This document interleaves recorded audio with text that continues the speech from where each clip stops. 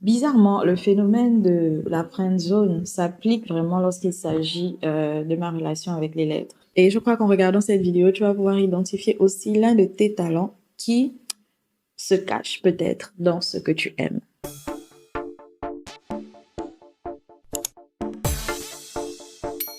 Bonjour la famille, ici Ange, bienvenue sur ma chaîne. Pour célébrer mon partenariat avec la librairie La Shekinah du Royaume, je vous emmène en voyage vers le processus d'écriture de mon livre, Le Jésus que je connais. C'est parti, on commence. Alors, pourquoi le titre? Attends, j'ai déjà répondu à cette question, je pense. Le Jésus que je connais. Pourquoi ce titre? Pourquoi avoir choisi ce titre? D'abord parce qu'il est inspiré, la vision que j'ai eue en songe ou alors le songe que j'ai eu était très clair sur le thème même du livre. Et là où je veux venir, c'est que quand on lit le livre, en fait, tout ce qu'on lit, c'est pour illustrer à quel point c'est important de connaître Jésus. À quel point il nous connaît et à quel point il faut le connaître. Voilà. Et voilà pourquoi j'ai choisi ce titre, parce que non seulement il est reçu, mais en plus de cela, il illustre carrément tout le livre. Voilà. Mais avant de continuer, je veux d'abord qu'on revienne au début. Partenariat entre la librairie La Shekinah du Royaume et vous-même. Déjà, est-ce que vous pouvez un peu nous parler de votre histoire avec la lecture, comment ça a commencé, sachant aussi que peut-être ceux qui nous suivent ont aussi du mal à lire, ont peut-être eu à rencontrer des difficultés au niveau de la lecture, et votre histoire pourra peut-être apporter un plus. Ah, ok, d'accord. Déjà, moi, depuis mon plus jeune âge, j'ai toujours aimé lire. J'ai toujours aimé lire et parfois je me cachais dans des endroits peu conventionnels pour commencer à lire. Je pouvais passer des heures aux toilettes ou dans ma chambre juste pour lire. Mais à partir d'un certain âge, ça a changé. Je sais pas trop pourquoi.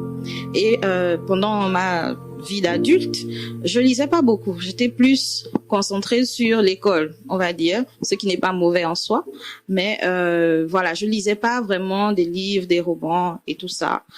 C'est quand j'ai vraiment rencontré le Seigneur et que j'avais soif de sa parole et j'avais soif de connaître plus en fait sur lui, et j'ai commencé à lire des livres et à lire la Bible. C'est là où le goût de la lecture a recommencé et j'ai vu tous les bienfaits que ça m'a apporté. Quand j'y pense, à chaque fois qu'on me forçait à lire quelque chose que je n'avais pas envie de lire, je perdais le goût de la lecture. Mais sans m'en rendre compte, je n'ai jamais arrêté d'écrire. C'était mon moyen préféré de m'exprimer, d'exprimer ce que je ressens. J'avais du mal à parler, donc j'écrivais. Mais la parole de Dieu a été vraiment un point déterminant dans la tournure des choses. La transition s'est faite du fait d'être juste une simple lectrice à maintenant vouloir écrire ou bénir d'autres personnes. Alors, c'est une histoire rocambolesque, comme on dit, parce que jamais je n'aurais imaginé écrire. Je suis de formation scientifique. Voilà, toutes mes études ont été plus portées sur la science et dans ma maison, c'est un peu le cas de tout le monde. Mon père, ma mère, mes frères, mes sœurs, on est tous scientifiques. Donc la lecture, l'écriture, c'est pas vraiment quelque chose qui est naturel chez nous. Donc mon mari, qui était mon ami à l'époque, qui est prophète, a prophétisé sur moi et il a dit qu'il me voyait en train de voir des livres, en train d'écrire des livres, je veux dire. Et à partir de là, je me suis dit, bon, jamais je ne me suis vue faire cette chose-là, mais si le Seigneur a parlé, c'est qu'il y a quelque chose quelque part. Et ce qui est drôle, c'est que moi-même, j'avais oublié que, étant au lycée, j'étais beaucoup dans des clubs de slam, j'écrivais des poèmes, j'écrivais vraiment presque tout le temps. Donc, c'était complètement sorti de ma tête. Donc, c'est à partir de cette prophétie-là que je m'intéresse maintenant à l'écriture. Et au début, c'était vraiment un désastre. C'était un désastre. Je comprenais pas ce que je devais faire, ce que je voulais dire. Mais en 2020, pendant le confinement, j'ai reçu en songe ce rêve, ce livre, on va dire une scène, voilà, de ce livre. Et à partir de là, quand j'ai commencé à écrire, c'est comme si quand j'écrivais, les détails venaient au fur et à mesure, au fur et à mesure. À chaque fois que je méditais sur le rêve que j'avais fait, que j'écrivais dessus, il y avait des détails sur les personnages et vraiment le Saint-Esprit m'a coaché tout le long de l'écriture de ce livre et de l'écriture des prochains livres à venir. La vérité, c'est que j'étais terrifiée. J'étais terrifiée de me montrer au grand jour, on va dire. Je me sentais vulnérable. C'est pas facile de montrer quelque chose d'aussi intime que tu as fait avec ton cœur. Mais j'ai aussi compris que si ce que tu fais ne te fait pas te sentir comme si tu te jetais du haut d'une falaise en permanence, c'est que ce n'est pas assez grand.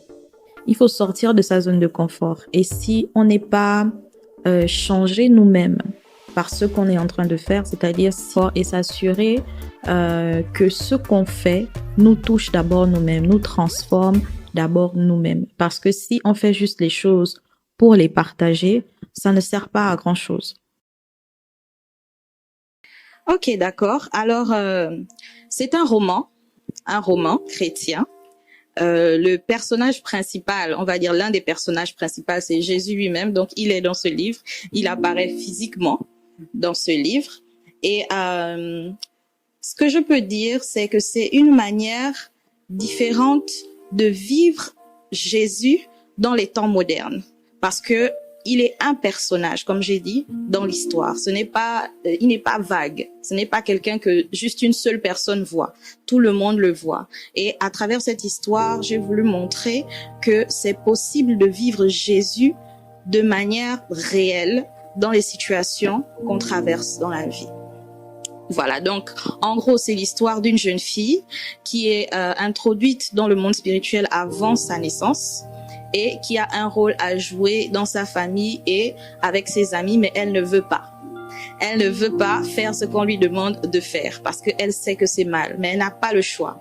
Et elle se rend compte que le monde spirituel a beaucoup d'effets. Sinon, ce que je veux dire, c'est que dans le monde spirituel commence la source de ce qui se passe dans le monde naturel. Et à travers tout ce qu'elle est en train de vivre, elle réalise que si tu n'as pas gagné dans le monde spirituel, tu ne peux pas gagner dans le monde naturel. Et avec la rencontre de Jésus, tout change. Elle se rend compte qu'elle a le pouvoir de choisir, le pouvoir de faire le bien, non seulement dans sa vie à elle, mais aussi dans sa famille. Donc, j'ai pas envie de dire toute l'histoire, mais en gros, c'est ça. Il y a beaucoup de thèmes qui sont abordés, comme le pardon, comme la guérison, comme l'amitié en Christ, comme le respect des aînés. En tout cas, il y a plein de leçons dans ce petit livre. Alors, le livre, il est disponible à Libreville, à Port-Gentil.